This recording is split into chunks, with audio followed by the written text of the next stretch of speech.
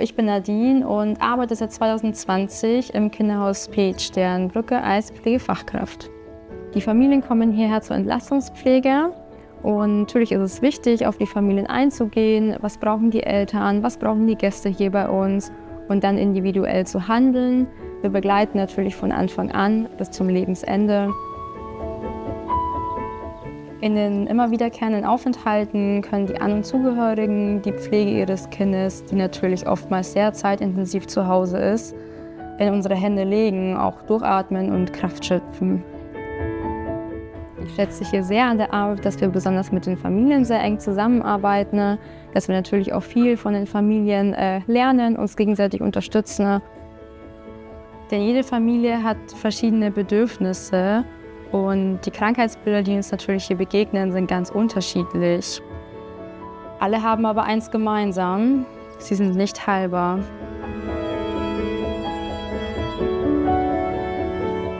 Wir haben immer Ansprechpartner, also für die Pflege wird gesorgt. Also das ist hier so quasi so ein rundum Sorglos-Paket, was uns als Familie einfach ganz viel Kraft schenkt. Also wie so eine Insel, auf die man dann kommen darf. Und wenn man nach Hause fährt, kann man da eine Weile von zehren und den Alltag dann wieder versuchen, gut zu bewältigen. Wir kommen seit 2011 regelmäßig in die Sternbrücke. Unser ältester Sohn, der Jan-Erik, der ist halt schwer mehrfach behindert. Das heißt, ja, er hat ein Tracheostoma, er braucht Sauerstoff, also er kann alleine gar nichts. Also er ist komplett intensivpflegebedürftig. Also wir kommen hierher und wir müssen gar nicht groß erklären, was bei uns in der Familie quasi so die Schwierigkeit ist, also mit dem schwer mehrfach behinderten Kind. Das kennt jeder. Ich bin Rita, bin Physiotherapeutin und bin hier seit 2003 im Haus. Das Ziel der Physiotherapie ist auf jeden Fall die Lebensqualität. Und dazu gehört halt die Beweglichkeit, die Bewegung im Alltag, dass wir das versuchen, was noch möglich ist, zu aktivieren. Und halt die Empfehlungen, die wir mit nach Hause geben, was Hilfsmittel betrifft. Weil das macht das Ganze hier in meinem Sinne nachhaltig, weil es dann auch das Leben unter Umständen zu Hause verbessern kann und erleichtern kann.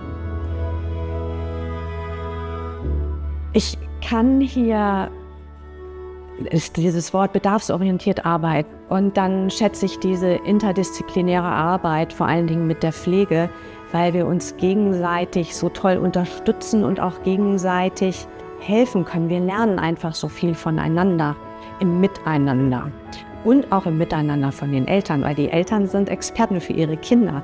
Und das muss ich auch mal sagen. Ich habe so viel von den Eltern gelernt und das kann ich dann wieder an andere weitergeben. Der Hospizgedanke war immer so verknüpft mit das Erwachsenenhospiz. Was uns hier erwartet, haben wir nicht gewusst. In keinster Form. Es sind hier wunderbare Mitarbeiter in allen Bereichen. Hat man persönliche Kontakte, persönliche Berührungspunkte und ja, eine tolle Entlastung. Also einfach schön hier loslassen zu können.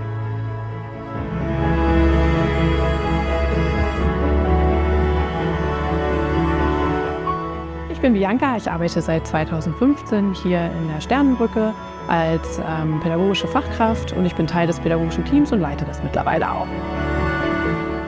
Das Ziel meiner Arbeit ist, dass wir hier gerne den Geschwistern die Möglichkeit geben möchten, dass sie sich untereinander austauschen können, eben sich nicht alleine fühlen, ihre besondere Lebenssituation, in der sie sich ja befinden, aufgrund ihrer besonderen Familienkonstellation, dass die hier eben offen angesprochen werden kann, dass sie nichts zurückhalten müssen. Das bringt die Sternbrücke an sich schon mit.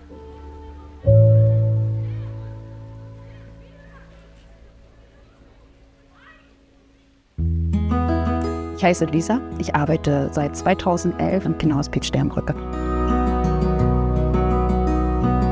Als Trauerbegleiterin ist unsere Aufgabe, die Familien vollumfänglich zu begleiten und vor allen Dingen im besten Fall ab Diagnosestellung. Unser Traum ist es eigentlich wirklich, die Familien ab Diagnosestellung kennenzulernen, zu begleiten mit all ihren Ängsten, Befürchtungen, aber auch mit ihren Hoffnungen, die sie jeden Tag mit sich tragen. Wir sind 2003 gekommen und 2023 im März hat sich Ronja verabschiedet. Und jedes Jahr waren wir hier, manchmal zweimal, manchmal dreimal im Jahr. Und was ganz wichtig ist, es war ja auch für unseren Sohn was ganz, ganz Tolles, hier in der Sternbrücke zu sein, weil er ja auch Gleichgesinnte hatte, Kumpels, Spaß.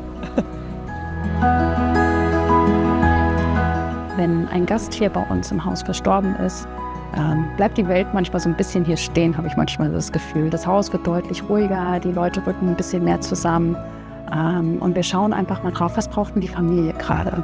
Wir haben ein ganz breites Portfolio von Ritualen, die wir anbieten und die Familie entscheidet so ein bisschen, was wünschen sie sich eigentlich als Begleitung für ihr Kind. Grundsätzlich ist erstmal die Möglichkeit, dass die Familien bis zu 5 Tage hier Abschied nehmen können bei uns im Abschiedsraum. Das Kind dort aufgebahrt wird in einem Abschiedsbett, in einem Kühlbett und sie jegliche Form der Rituale mit uns durchführen können. Wir stellen eine Lampe unten im Garten der Erinnerung auf und heißen es im Kreis der Sternbrückenkinder willkommen. Wir gravieren die Lampe, aber auch das Bemalen eines Sarges ist bei uns möglich. Wir haben uns hier ja mit dem Thema Tod, Abschied, Trauer befassen können. Und es gibt dazu kein Lehrbuch, aber sich überhaupt mit diesem Thema auseinanderzusetzen, das haben wir hier eben gelernt. Und natürlich haben wir das immer sehr weit weggestellt, aber irgendwann kommt dann der Tag und wir waren einfach ein Stück aufgestellt, vorbereitet, mit diesen Situationen umzugehen. Das hat uns sehr geholfen, sodass wir nicht völlig down waren und stagnierend waren. Also der Tod war kein unbekannter Fremder. Genau. Der war kein unbekannter Fremder, weil wir praktisch hier auch Familien kennengelernt haben, die schon ihre Kinder verabschiedet haben. Und dann durften wir schon auch mal bei der Aussegnung mitmachen und dabei sein. Wir wurden eingeladen und haben das auch angenommen. Insofern wussten wir auch, was auf uns zukommt.